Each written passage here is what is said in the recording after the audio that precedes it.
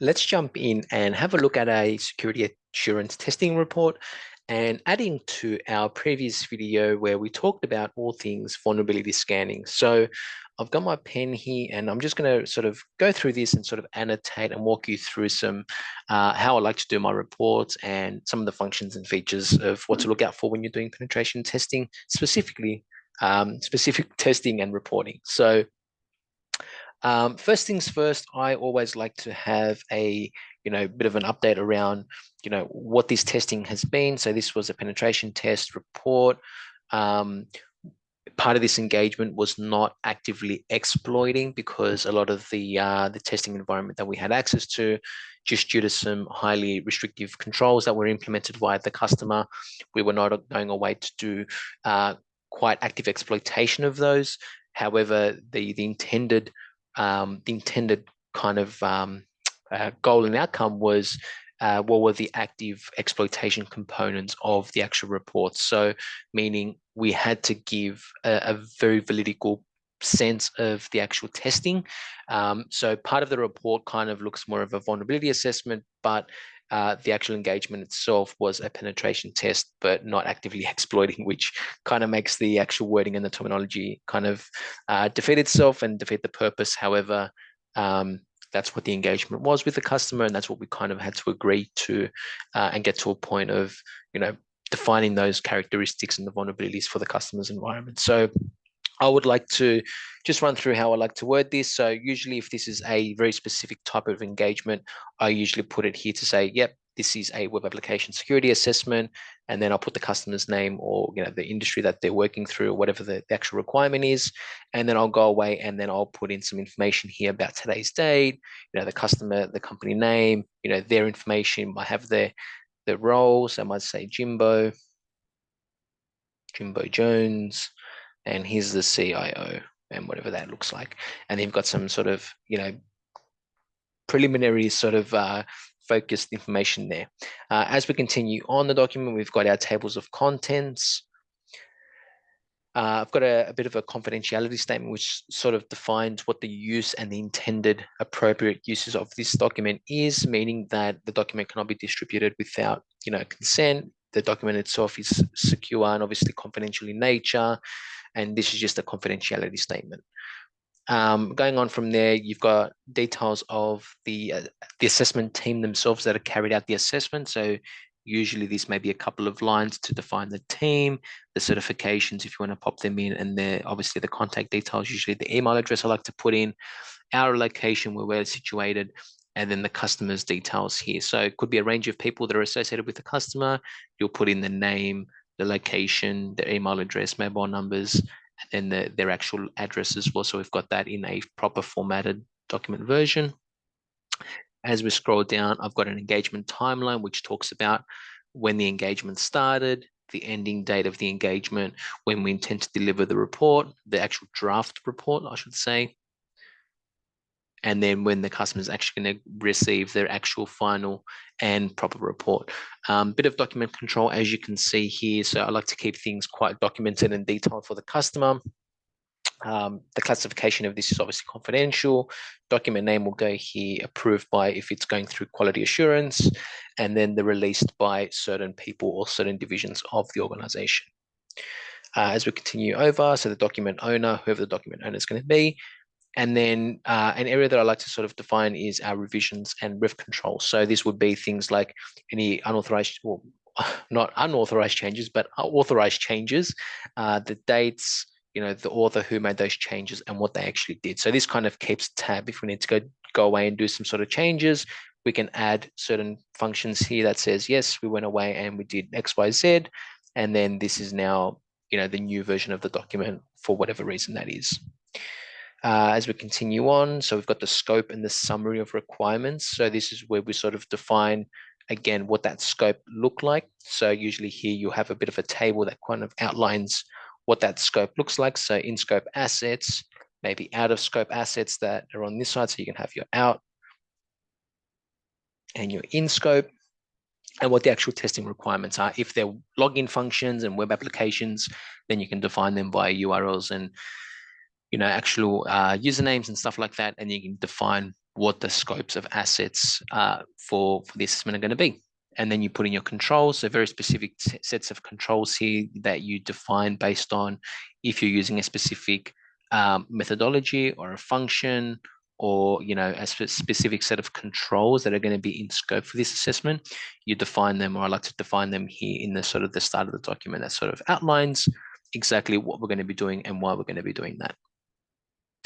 And then we move over into an executive summary. This is where I like to highlight just an overview of the engagement, some sort of foundational bits of testing, like what we're actually going to be doing. So in this particular example, we're doing a black box and a gray box bit of testing.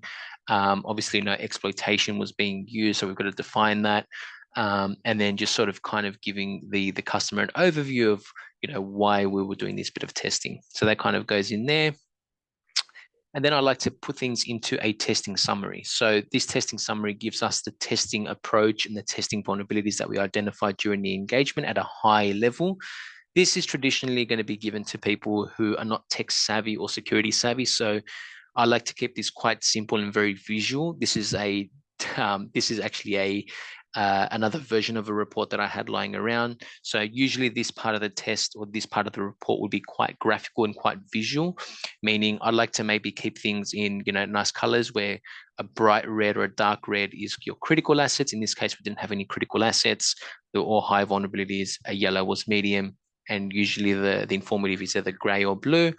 Lows are green, meaning it's good or it's not a big impact. So, we walk through this with the customer, we define what they are. I like to sort of label this as a certain area and then just sort of give an overview based on, the type of testing that we were doing and the types of outcomes that we had during the testing.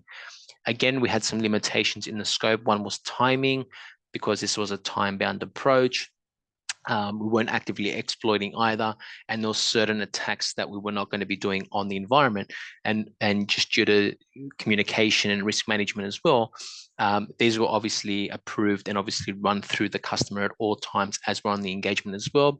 So should the customer say, yes, go away and exploit this, they've got to now take into consideration, because if we didn't scope this in the beginning, if we're talking about DHCP flooding, for example, that may take us some time to go away and install Yersinia, for example, and then flood the DHCP pool to test those active functions that DHCP flooding is actually enabled or these disabled and not working. So we can actually go away and then flood those those ports on the switch. So that's just a bit of an overview and an example. I'll just clear the screen here and continue through. And then I like to include a vulnerability update, like a vulnerability highlighting table showing some of the vulnerabilities that were found during the engagement. So this is usually has a status update. So any statuses is usually open, or these would typically be open on the engagement. If it's obviously some sort of observations here, if the things are going to be remediated, they would be either open or whatever the status that we sort of come up with the customer. A retest date that we're going to go away and put this into our vulnerability database of some sort, when we're going to be doing retesting with the customer to ensure that these vulnerabilities have been fixed. A reported date, so we've got to keep track of when we found the risks of these vulnerabilities, and then the risk rating. So these are obviously determined by CVSS 3.1, and then we take also into consideration our own sort of risk approach to this. So if some sort of controls are quite harder to sort of replicate and to be conducted, then that's going to obviously impact the type of scoring or the risk rating that we have with the customer. So we've got to define what these are. We've got to work with the customer in nature to define these, and then we sort of come up with that risk rating approach. Risk rating review kind of runs through it in a sort of a graph version. And then our strategic observation. So this is where we define in a little bit of detail, usually half a page. I kind of like to have this at, where we're sort of defining what the actual engagement, what its limitations were, what some positives, some negatives, and what should the customer be doing different or enhancing in the security posture or the security controls better. So this kind of just outlines a couple of key points that we sort of saw across the environment. And, I like to put them in here, both positive, negative, and any sort of, functions and stuff like that we kind of want to call out. So this specific engagement had a out of band observation, so something that was out of scope for us while we were on site doing that wireless assessment. Usually things like this we like to make observations, and we always usually talk about this with our customers and make sure they're comfortable with it. So as we came on site, we obviously took it into our note to say, look, we're obviously found some things that were of critical risk. This is going to go into the report. Are you okay if we put this into the report? Chances are the customers love including these types of things in the reports, because the report at the end of the day has to go back to executive leadership team. So this report had to raise that awareness into the leadership team. So they wanted to obviously showcase some of the risks across the environment. So I'll just go down. And then from there, we've got our technical findings. So I like to sort of group these out into a couple of areas. So I usually have this as a technical overview, and then obviously the type of risk that we found, the priority of that risk, and then our CVSS 3.1 scoring system, and then that goes away. We can talk about how we sort of come up with that metric a little bit later, but I like to sort of include this into the report because it kind of gives you an update as to how do we get that high priority, and this kind of is that sort of method to get that. Over here kind of gives us the description. So I like to include a description of the vulnerability itself. So what is it? What does it do? The actual scenario, how we go away and do that. The business impact to the business. Should there be any impact to a specific vulnerability? The recommendations on how we go away and how we intend to fix this if that is applicable. The affected assets. So what assets in the infrastructure did this vulnerability affect? And then we define the IP addresses and the host names of those assets. So 1.2.3.4, and we define those parameters that we found. And then obviously is our screenshots.